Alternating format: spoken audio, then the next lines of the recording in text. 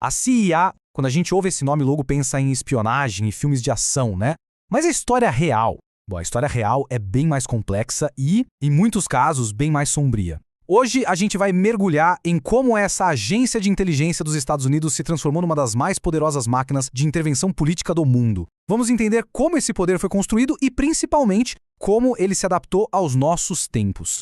E para começar essa conversa, olha só essa frase. Ela não é de um crítico, não. É de um dos fundadores da NED, uma organização americana de promoção da democracia. Ele basicamente admite o que a gente faz hoje abertamente, a CIA fazia escondido.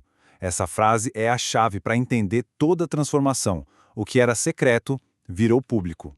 Mas para entender como eles agiam em segredo, a gente precisa voltar lá no começo, porque tudo isso foi construído em cima de uma base, uma doutrina muito poderosa. Uma espécie de arquitetura invisível que permitia ao governo americano agir pelo mundo e depois simplesmente negar tudo. O nome disso é negação plausível. E a ideia, na verdade, era bem simples.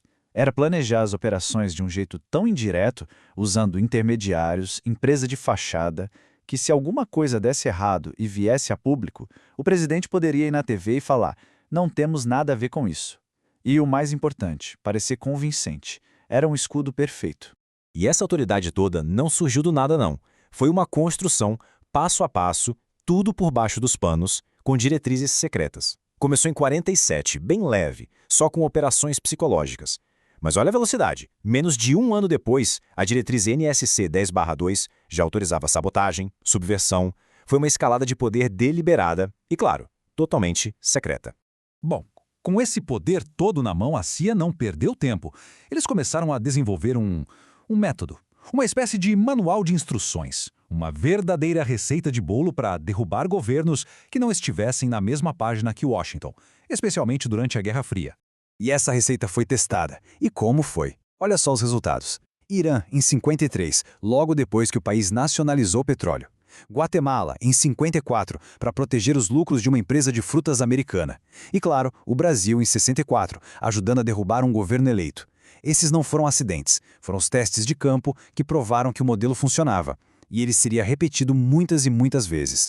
E qual era a anatomia desse modelo? Eram basicamente 4 passos. Primeiro, inundar o país com propaganda, fake news, para criar um clima de medo, de caos. Segundo, comprar o apoio de gente importante, sabe? Políticos, militares, imprensa. Terceiro, financiar protestos para parecer que era o povo pedindo a mudança. E o grande finale, garantir que os militares estivessem do lado certo para dar o bote. Um roteiro perfeito de desestabilização. Para a gente ver isso na prática, o caso da Guatemala é perfeito. O alvo era o presidente Arbenz. O crime dele? Fazer uma reforma agrária que mexia com as terras da gigante United Fruit Company. A CIA, então, escolheu a dedo um militar local, Castilho Armas, para ser o rosto da rebelião. E a arma secreta foi a Operação Sherwood, uma rádio clandestina que passava o dia inteiro transmitindo notícias falsas, minando completamente o moral do governo. E aqui a coisa fica ainda mais pesada, porque não era só guerra de informação, não. Documentos que vieram à tona anos depois mostraram que a operação tinha listas de eliminação. É isso mesmo. A CIA listou nomes de autoridades do governo que deveriam ser neutralizadas, assassinadas, depois que o golpe desse certo.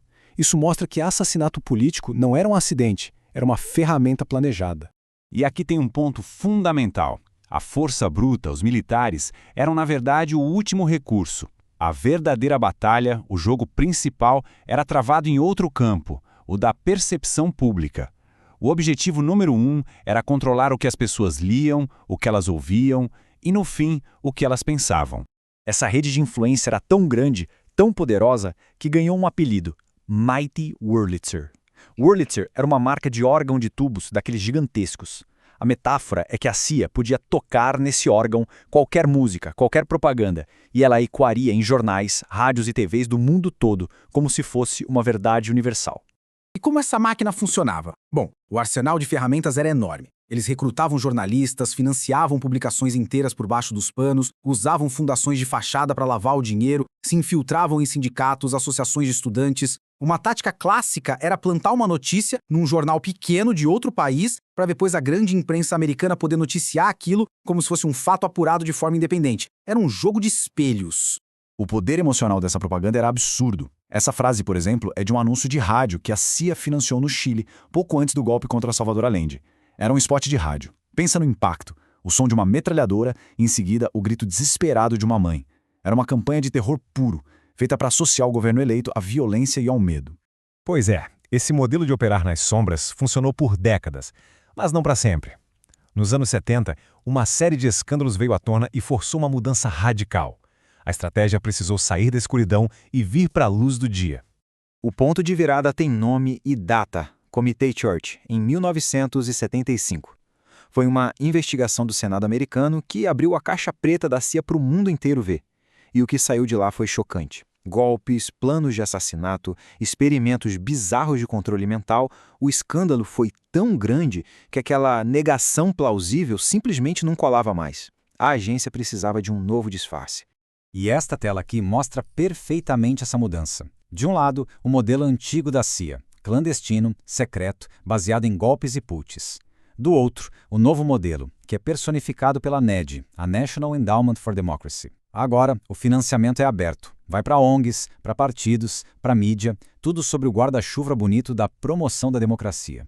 E aí a gente volta para aquela fase do começo, lembra? Do próprio fundador da NED. Agora ela faz todo o sentido, né? Ele mesmo conectou os pontos. A missão de influenciar outros países não acabou. Ela só mudou de método. O trabalho sujo que a CIA fazia escondido foi, de certa forma, terceirizado para uma organização que trabalha às claras.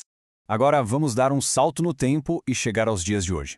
Porque se a internet mudou as nossas vidas, imagina o que ela não fez com o campo de batalha da geopolítica. A luta agora acontece num terreno muito mais íntimo, a nossa cognição. O nome do jogo hoje é Guerra Cognitiva. E a definição já diz tudo.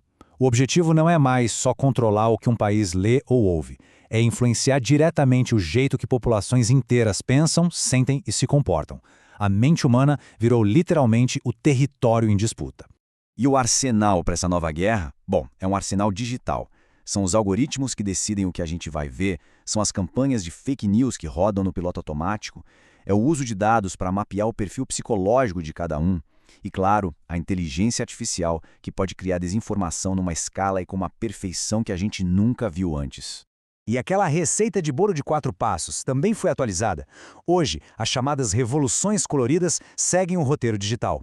Primeiro, operações psicológicas online preparam o terreno. Depois, narrativas de ódio e polarização viralizam. Aí, um evento gatilho, seja ele real ou fabricado, serve de estopim. E, de repente, movimentos que parecem super espontâneos explodem, todos organizados e amplificados pelas redes. Então, no fim das contas, a grande sacada é essa. A intervenção evoluiu. Ela saiu dos tanques nas ruas e foi para os cliques na internet. Os métodos ficaram muito mais sutis, muito mais difíceis de perceber. A mão que manipula ficou ainda mais invisível. Isso tudo nos deixa com uma pergunta final que é bem complicada e bastante urgente. Se o novo campo de batalha é a mente de cada um de nós, se a guerra é travada com informação e desinformação que moldam a nossa realidade, como um país ou até mesmo uma pessoa pode defender a sua soberania, a sua autonomia de pensamento? A história da CIA mostra que essa não é uma pergunta teórica. É talvez o maior desafio do nosso tempo.